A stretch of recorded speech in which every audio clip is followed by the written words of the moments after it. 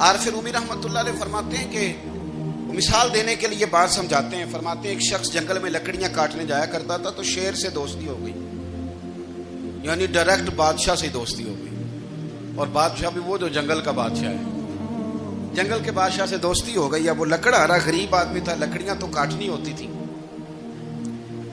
تو وہ جنگل کا بادشاہ اعلان کر دیتا جانوروں کو کہ میرا دوست آیا, ایک تو کوئی تنگ نہ کرے, اور دوسرا یہ کہ سب لوگ مل کے اس کے ساتھ تعاون کریں. کبھی کوئی جانور لکڑیاں اکٹھی کراتا, کبھی کوئی اپنی پشت پہ گدھا, بیل, گھوڑا, خچر رکھ کے وہ لکڑیاں باہر چھوڑنے آتا. تو اب اس کی بڑی دھوم مچ گئی جنگل کے اندر. لکڑہارا مزدور تھا, وہ بادشاہ سے دوستی کر کے بادشاہ ہی بن گیا. وہ گھر آ کے نا بیوی کو اکثر بتاتا کہ میرا ایک دوست ہے, میں جاتا ہوں تو ساری پہلے ہی مخلوق کھڑی ہوتی ہے میرے استقبال کے لیے. دوستی جو بڑے سے ہو گئی ہے. بنا ہے شاہ کا مصاحب تو پھر یہ ہے اتراتا, وگرنہ شہر میں غالب کی آبرو کیا ہے.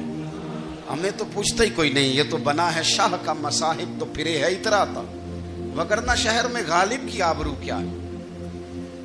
تو وہ لوگوں کو بتاتا, بیوی کو بھی بتاتا دوست ہے. تو بیوی کہنے لگی اتنی تو تعریفیں کرتا, یہ نہیں بتایا کہ وہ جنگل کا شیر ہے, پر میرا دوست بتا دیا.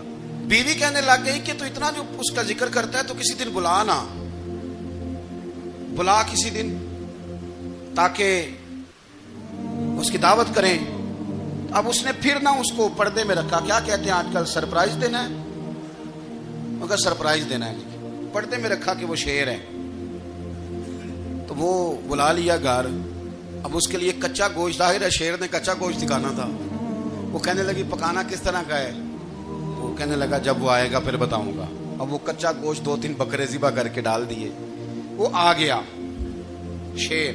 عارف رومی کہتے جب وہ آیا نا تو اس کی بیوی نے دیکھا تو اس نے ایک سخت جملہ کہہ دیا. کہنے لگی اوہو, میں سمجھی تھی پتہ نہیں کون ہے, اس طرح کے درندے تیرے یار ہیں, کتے بلے دوست بنائے ہوئے ہیں, یہ کیا بات ہوئی. خیر وہ شیر نے سن لیا, گوشت کھایا, وہ چلا گیا. اگلے دن لکڑہارا